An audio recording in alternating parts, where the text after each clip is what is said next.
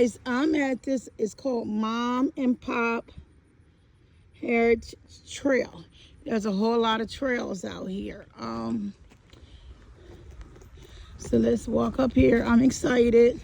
I definitely did hook my solar panel up to my generator, charge it, because last night I forgot to charge it.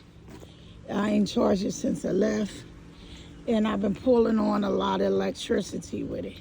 So this is the welcome board to let you know, Blase, what's going on. The welcome to Mom and Pop Heritage Trail. So it's a little, you can bring your dogs over here. I think I'm going in my car to get my hat. Good morning. I think I'm going in my car to put my hat on my head. So this is, I'm making a little derail right now. It's not on this side. It's over here.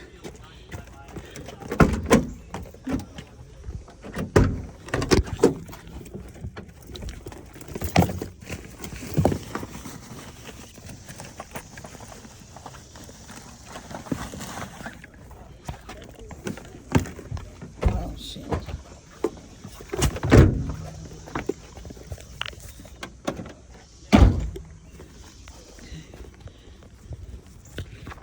Okay, you guys.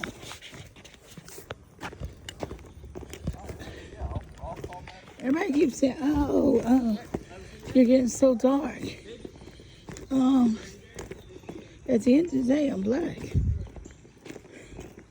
I'm not worried necessarily about how dark I got. Your color comes back in the winter. This is this woods over there. So that's the least of my worries. Do I even have worries? No, not really.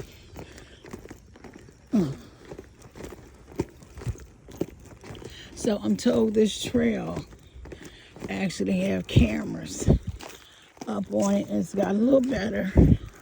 So I'm going to do this little trail. Not too sure, but they said it's a bunch of little trails that you can go on out here. Maybe that may be a stream. I'm not too sure.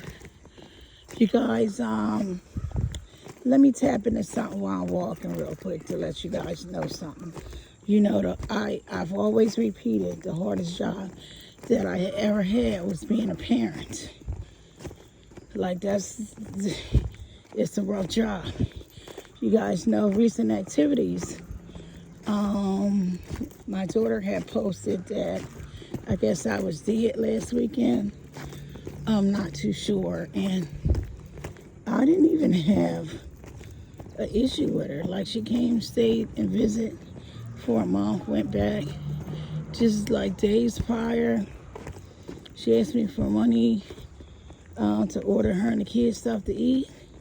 So I did that, and then I looked like, but sometimes we raise kids and maybe a little emotional trauma that I may have had in raising my kids by myself, because, you know, we all know my kids' fathers were losers. Greg Davis from the Williams Circle, and Marvin Naeem Townsend from, where's he from? 7th Street. Okay. He in Delaware. They call him Nye. Him. They actually, them two actually never showed up in parenting. I don't know why. Like, well, Greg, like his whole family got a history of drug use. They're fucked up people. So if you encounter the Davises, just run. Just run. I don't know what happened to Nye, but I guess he got with a woman that she didn't, and so many of you women are like that. He got with a woman that don't want to recognize his kids. So a lot of times we do battle, because the only time he wanted to be a parent if I chose to be in a relationship with him. You know, and then he would tell people that he didn't get along with me, but that was quite the contrary. You know, if I call him today, he'll cheese up and grin. Because we got married, but he definitely didn't marry for love. But I actually have no respect for him. Because even when his mom died and he got all that money, over $100,000, he wouldn't even pay to get my child, help me with my child retainers. To let you know how much a loser he is. He sat in jail before he helped. But anyway, like, I forgave him for all that. Like, there's really no harsh. But I'm going to say that when we have these kids, we don't take all factors in consideration. We enjoy making them, but we don't take some on all factors, you know. So going forth, I recommend anybody know who you have a kid by. Know whether that man is going to be a good father. No, because it's not a flex being a single parent raising kids. It's really not. It's a lot of hard work. I sacrificed a lot for my kids, but right now, my life is definitely belonging to me. And this is something that I had got in tune, and I was telling a friend. I gave my kids 2 weeks notice. Yes, no matter how it sounds, I gave my kids 2 weeks notice. That I was withdrawing my application as a parent. I want to withdraw my application as a parent. Okay? I no longer want to be a parent. I want to be your friend. Because I've already raised you. I've already guided you. And the more I tell you stuff, to make good choices, you don't listen to me. You don't listen to me. So I get a little stressed out a little. Hi. They're so cute. Your outfit is so cute. Thank you. Oh, he wants to run. They're so friendly. Oh. Yeah. So that's where you can cut through, but I'm not going to cut through. So I gave them 2 weeks notice because if you're a parent, you know a lot of times friend has more weight than you. And see, I explained to my daughter, my youngest daughter, good morning. Good morning, how are you? Fine, thanks. Good morning, you guys. Hey, cutie. Say hi. Hey, cutie. So I explained to my, hello. I explained to my youngest daughter, I'm sorry for distractions, that you treat your friends so nice. You speak to your friends nice. You listen to your friends.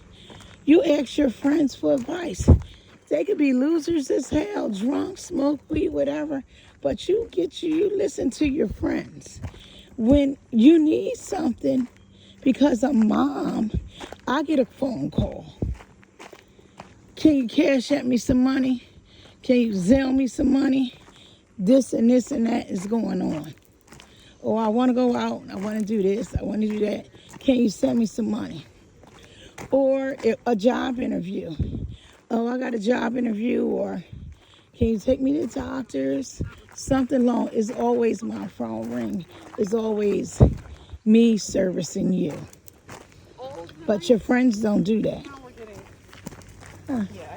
Your friends don't do that. When you call, your friends don't do that. It's me leaned on.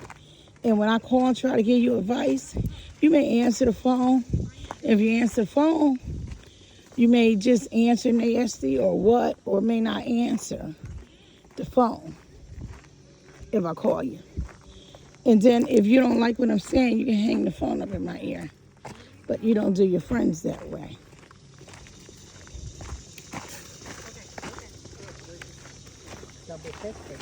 Morning. So you don't do your friends that way. So that's why I'm choosing now to be a friend. Because I think it'd be more beneficial for me just to be your friend. Because it's just a one-way streak. So I told her I'm withdrawing. I gave my 2 weeks notice. I took her a couple places. Mind you, I done bought her about 5 cars and she don't have none. And so I'm not buying another car. She's asking, Mom, can I have your Benz? You don't really drive it. No, you cannot. I done bought you cars and you didn't take care of cars, whatever. You thought it was cute or whatever you had going on. But now I'm going into that friend zone because I've raised you and I have to trust what I raised. I'm not saying it was an easy job, but I had a lot of emotional package myself that I had to unload. As I get older, I become a better parent, but I can't negate situations that my trauma from my childhood may have passed on to my kids. So I don't know what I did, so I gotta understand that I gotta sit in what I created.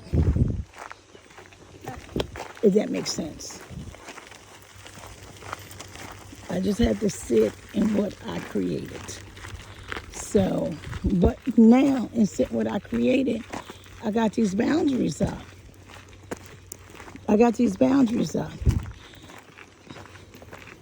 So, I never say to my kids, I just put these boundaries in place so that they're good and they help me, because I'm not going to say my kids, I did the best I knew how, because I did do the best that I know how. But doing my best don't make up for whatever memories that I may have inflicted on them. I don't know. So I do know that a lot of times when I was younger and I had these kids, nobody taught me how to manage my anger.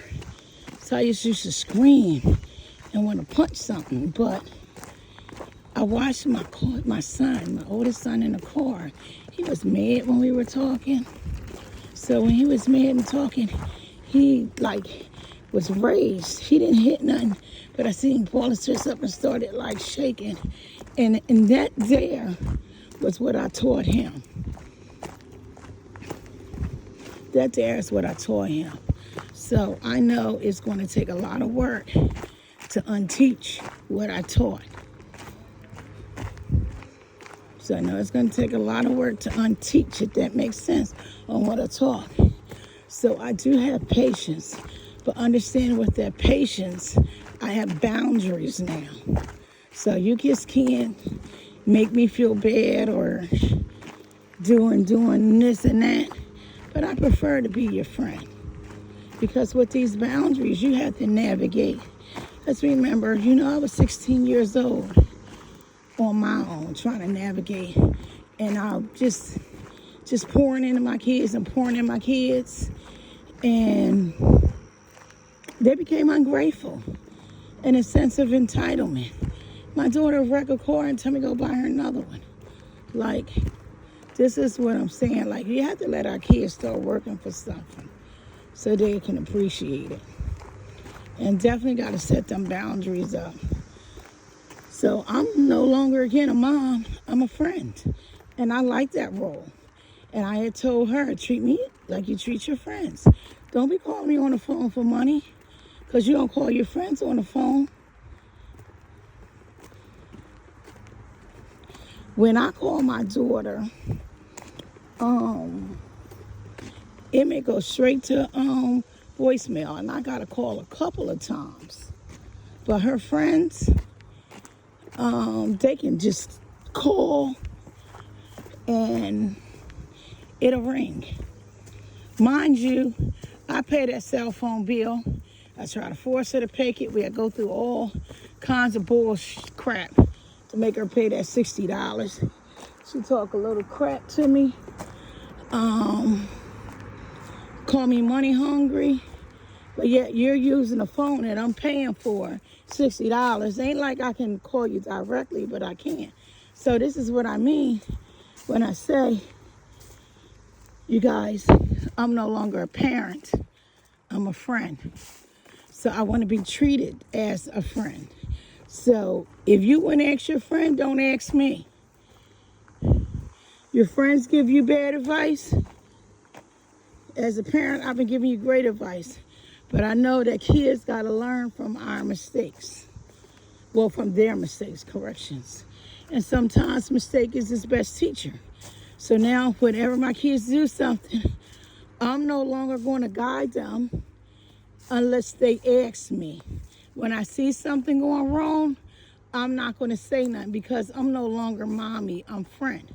I'm going to let them fumble through their mistakes because I'm not going to be running around here with super dark circles underneath my eyes or wrinkle in my forehead, because I'm a parent. Because I have to remember I'm in my 50s and they're in the early 20s, so I got to remember there's a difference in the age gap. So I'm refusing to let someone look my age. Yeah, refusing. But I'm going to check out right now and see where this is going. But I'll be back, you guys.